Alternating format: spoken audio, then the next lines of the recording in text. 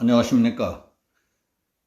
존 볼튼 전 미국 백악관 국가안보보좌관이 회고록에서 1차 미북 정상회담은 문재인의 작품이었다고 폭로하면서 파문이 확산되고 있습니다. 북한 비핵화는 미북 사이에 어떤 협상도 이루어지지 않은 상태에서 문재인 대통령이 덜컥 약속해서 일이 커져버린 것이었습니다. 그래서 북한 문제를 둘러싼 일련의 회담쇼 자체가 국제적 사기극이라는 비난을 받고 있습니다. 볼턴에 따르면 문 대통령이 기획했던 1차 회담은 미국과 북한은 원치 않던 남, 북, 미 3자가 참여하는 포토쇼의 형태였다고 합니다. 그렇다면 미국과 북한은 원치 않으면서도 어떻게 정상회담까지 갈 수 있었을까요? 바로 거기에 운전자 역할을 자처하던 문재인 정부의 그럴듯한 감언이설이 작용했던 것입니다. 문 정부의 감언이설에 넘어가 미국과 북한은 하노이에서 2차 정상회담까지 열었습니다. 그러나 미국과 북한이 하노이 회담을 진행하면서 감언이설에 속았다는 사실을 미북 두 나라가 깨달았던 겁니다. 펜앤마이크가 볼턴의 회고록을 바탕으로 그 과정을 추리해서 정리했습니다. 볼턴은 문재인 정부가 미국을 설득한 과정을 이렇게 설명합니다. 2018년 6월 싱가포르 미북 정상회담은 정의용 청와대 국가안보실장이 그해 3월 백악관을 방문해서 트럼프 미국 대통령을 만난 자리에서 성사됐습니다. 볼턴은 정 실장은 트럼프를 만나고 싶다는 김정은의 초대를 전했고 트럼프는 그 순간 충동적으로 받아들였다고 했습니다. 볼턴은 그러나 나중에 정 실장은 트럼프를 만나서 그런 초대를 하겠다고 먼저 김정은이에게 제안한 사람은 자신이었다고 시인했다는 겁니다. 문재인 정부가 트럼프를 설득하기 위해 김정은이 트럼프를 만나고 싶어하고 만남을 먼저 제의했다는 거짓말을 한 사실을 알 수 있는 대목입니다.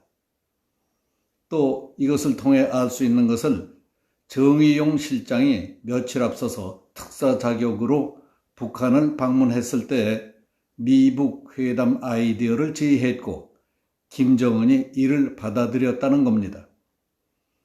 당시 문재인 정부가 김정은에게 정확히 어떤 말로 설득했는지, 즉 김정은이 회담장으로 나오도록 하기 위해서 무슨 거짓말을 했는지는 볼턴 회고록을 통해서는 알 수 없습니다. 회고록에 따르면 문재인 대통령은 4.27 판문점 남북정상회담 직후인 4월 28일 트럼프 미국 대통령과의 통화에서 김 위원장이 풍계리 핵실험장 폐쇄를 포함해서 완전한 비핵화를 약속했다고 전했습니다. 또 김 위원장에게 1년 안에 비핵화할 것을 요청했고 김정은이 동의했다고도 했습니다. 남북미 정상회담 성사를 위해 문 대통령은 트럼프에게 김정은이 1년 안에 완전한 비핵화를 하기로 했다는 사실상의 거짓말을 했던 것입니다.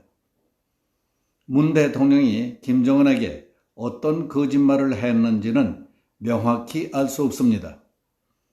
그러나 김정은과 트럼프의 하노이 회담 대화를 통해 그 단서를 찾아볼 수 있습니다. 볼턴은 하노이 회담 내내 영변 외에 추가로 내놓을 것이 없느냐 하는 트럼프 대통령의 질문과 영변이 북한에게 얼마나 큰 의미인지 아느냐 하는 김정은의 답변이 반복됐다고 전했습니다.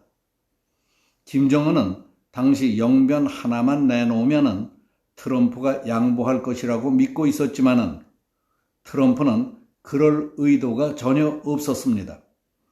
트럼프 대통령은 협상이 교착 상태에 빠지자 다시 한번 추가 제안은 없는지 확인하면서 대북 제재의 완전 해제보다는 1%의 완화라도 요구하는 게 어떠냐고 물었습니다.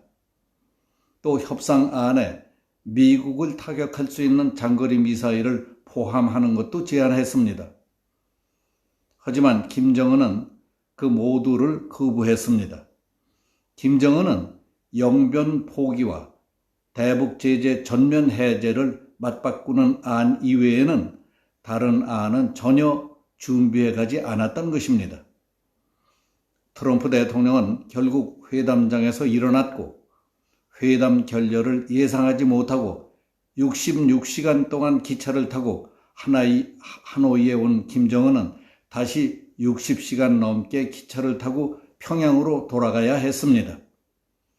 김정은이 트럼프와의 회담에 무모하게 임했던 것인지 아니면 그 정도만 포기해도 미국이 대북 제재를 해제할 것이라는 가짜 정보 또는 미국이 그렇게 하도록 만들겠다는 가짜 약속이 누군가로부터 있었던 것인지 그래서 김정은이 그것에 끝까지 집착했던 것인지는 현재로서는 증명할 방법이 없습니다.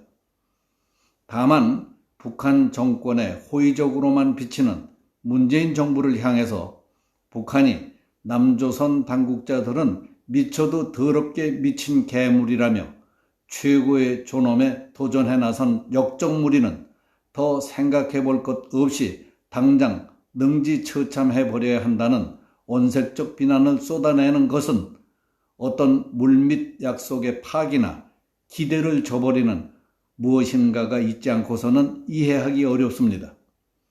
특히 김여정은 문재인 대통령이 6.15 남북공동선언 20주년을 맞아서 북한에 보낸 메시지에 대해 혐오감을 금할 수 없다.